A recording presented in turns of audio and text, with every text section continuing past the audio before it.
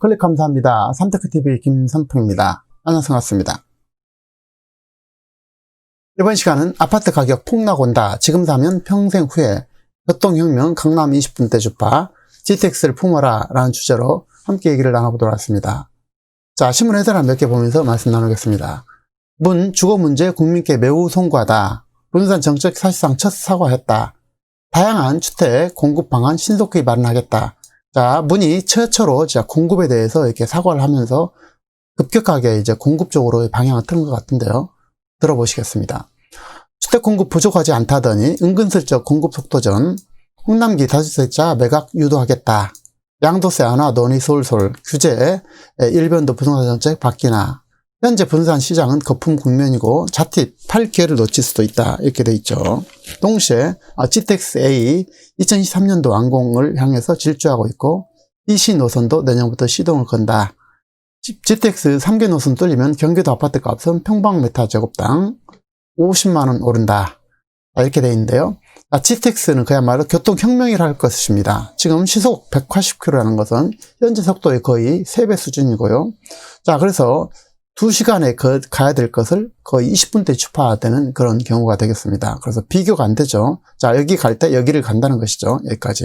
그래서 멀수록 이렇게 혁명적인 효과가 나타날 것인데 끝에서 끝으로 갈수록 혁명적인 효과가 나타난다는 것입니다. 그래서 멀리 떨어져 있을수록 엄청난 효과가 나타날 거로 보입니다. 그래서 앞으로 교통혁명이 일어나는 GTX에 매우 우리가 주목할 필요가 있을 것 같습니다.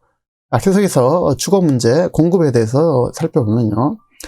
부동산 가격이 폭등의 핵심의 원인은 초저금리입니다. 그 저금리에다가 유동성 자금에 맞물린 공급 부족이 이제 핵심적인 요인이 되겠습니다. 여기에다 장기간 부동산 가격이 오르면서 앞으로 더 오를 것이라는 기대까지 더해져서 폭등적인 가격이 형성됐습니다. 하지만 이런 기간은 결코 길지 않을 것으로 보입니다. 지금까지 영혼을까지 끌어다가 아파트를 구하는 지금은 마지막 꼭지점이고 막차를 탈 가능성이 매우 높을 것입니다. 동시에 다주택자에게도 매도의 타이밍을 신속하게 잡아야 할 것으로 보입니다. 물론 새로 구입하시는 분들은 현금을 충분히 잘 확보하고 좀 더 기다리신다면 그런 인내와 지혜가 지금 필요한 그런 시점이다. 이렇게 좀 보여집니다.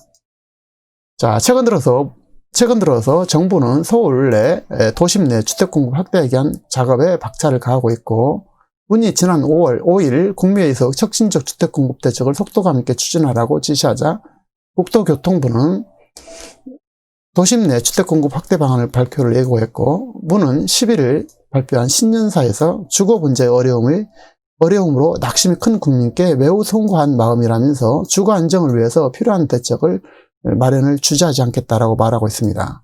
문은 그러면서 특별히 공급 확대에 역점을 두고 빠르게 효과를 볼 수 있는 다양한 주택 공급 방안을 신속하게 마련하겠다고 밝혔습니다. 자, 이것이 매우 중요한 변수가 될 것입니다. 변화점이 될 것인데요. 자, 정부가 주택 공급을 한다 그러면 이제 무조건 가능한 것입니다. 그래서 정부에서 주택값을 잡으려면 그것은 결코 어렵지 않습니다. 자, 그동안 문재인 정부는 부동산 정책을 24번이나 내놨지만 번번이 집값은 이제 잡지 못했죠. 문 정부는 부동산 정책을 진두지휘해온 김현미 전 국토장관을 지난 12월에 장관직에서 물러났죠. 자, 집값 상승이 계속되자 공포심에 집을 구매하는 패닉 바이닝 2030 세대에서 무리한 대출을 일으켜 집을 구매하는 이른바 영끌 신조까지 등장했습니다. 부동산 집값 상승에 대한 여론 악화가 나더러 심각해진 상황을 고려해서 문이 이날 신년사를 통해서 사과 뜻을 밝힌 것입니다. 그래서 자, 주택 공급 관련 내용을 보면은 그동안에 이제 김현미 장관이 주택 공급이 결코 부족하지 않다라고 했죠. 그래서 이제 정부는 3기 신도시 등 다양한 방식으로 주택 공급 확대를 도모해 왔다면서 그러나 초저금리, 가구 증가, 전세 가격 상승 등 시장 불안율을 감안하는 이것만으로 부족하다라고 해서 진짜 공급에 대해서 이렇게 언급을 하고 있습니다. 자, 이런 움직임 그동안 정부가 주택 공급은 결코 부족하지 않다고 주장해온 것과는 결이 완전히 달라졌죠. 시장에서는 정부의 갑작스러운 정책 전환을 긍정적으로 평가하는 시각과 또 선거를 앞두고 선거용 정책이 아니냐라는 시각도 있습니다. 어쨌든 홍 부총리는 지난 1월 10일 KBS 1호 진단에 출연해서 부동산 시장 불안정은 수급 요인이 가장 컸다며 공급이 부족한 게 아니냐는 인식을 가지고 있다고 말하고 있습니다. 사실상 공급 확대 필요성은 강조한 것으로 풀이되는데 지난 7월 김현미 국토장관이 서울 주택은 부족하지 않다.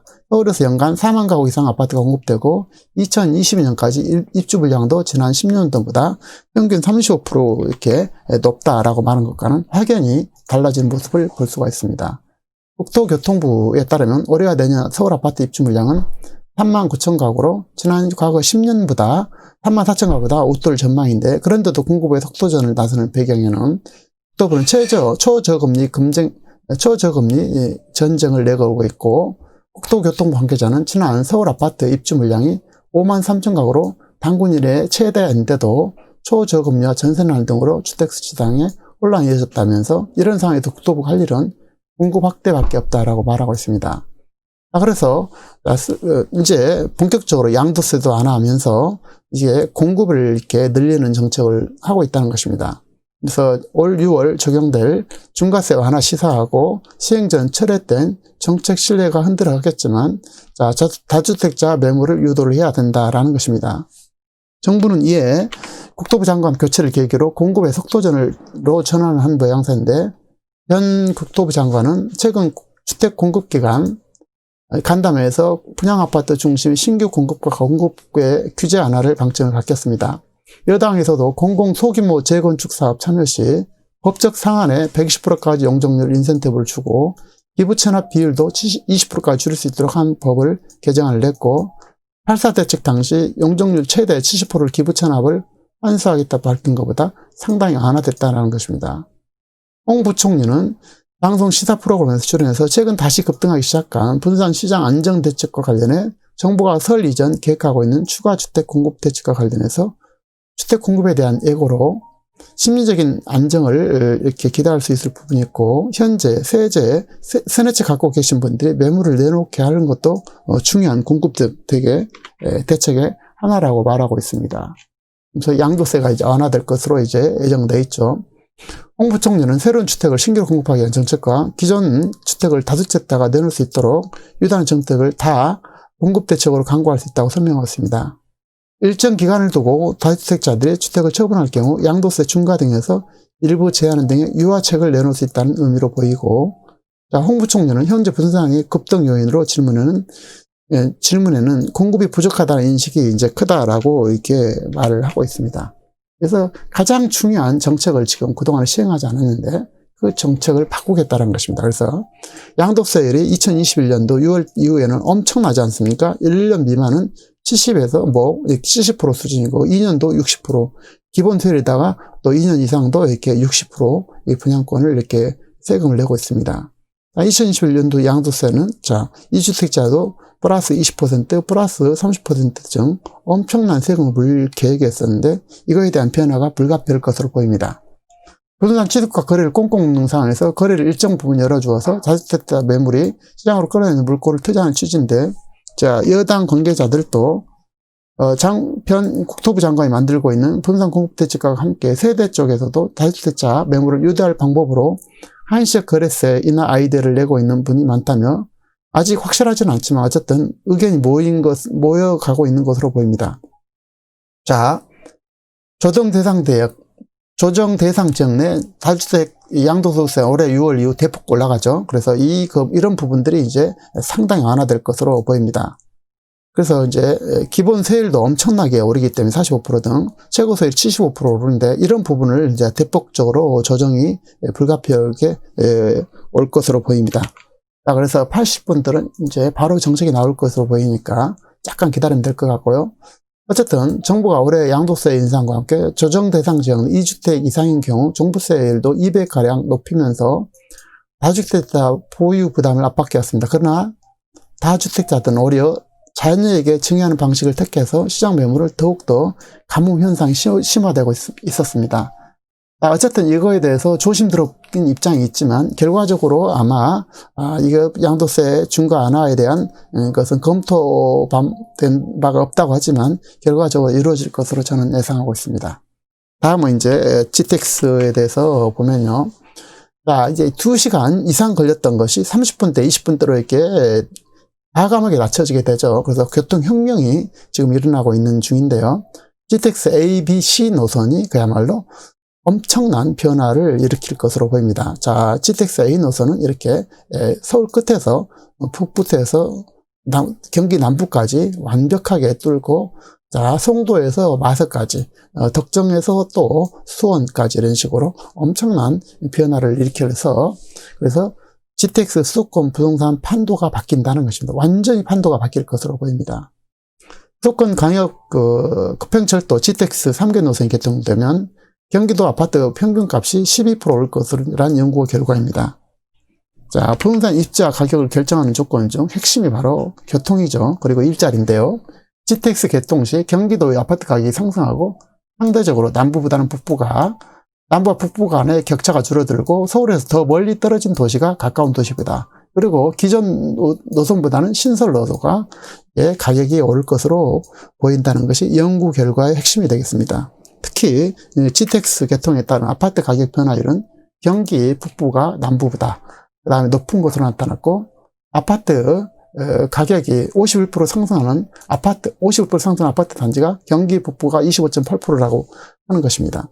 자, 3개 노선 개통 시 서울시 고용 중심인 서울역과 강남역까지 대중교통 통행시간 변화를 판정한 결과 개선율은 경기 북부가 남부보다 높고 서울에서 멀리 떨어진 곳이 높고, 그 다음에 GTX가 신설된 곳이 기존 노선보다 훨씬 더 높게 나타나는데, 특히 GTX C 노선이 통과하는 경기 북부 시군구의 대중교통시간 개선율이 두드러진다는 것입니다. 그래서 동두천은 37%, 의정부는 24%, 양주는 23%, 연천구 21% 높게 나타났다는 것입니다.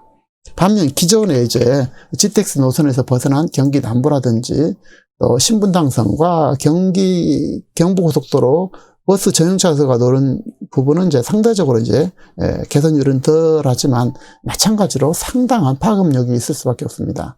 자, 요약하겠습니다. 자, 부동산 아파트 가격은 향후 1년 내지 2년 내 반드시 하락 시점이 올 것은 분명해 보입니다.